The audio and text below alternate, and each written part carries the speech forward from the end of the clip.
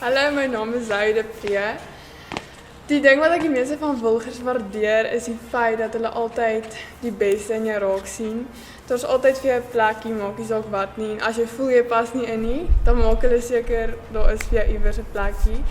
My gunsteling dier is 'n olifant, want ek voel hulle is baie standvastig, baie gedrewe, hulle weet wat hulle wil hê en ek voel hulle het ook maar net 'n ou hartjie, soos ons almal nou maar het en ek voel ek vereenselwig baie met hulle.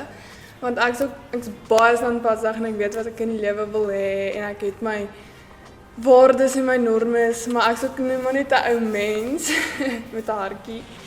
En as ek mevrou Wilgie wen, sal ek graag na helpende hand wil uitreik want ek voel baie tieners is afhanklik van hulle en hulle bied ook baie geleenthede vir minder bevoorregte tieners.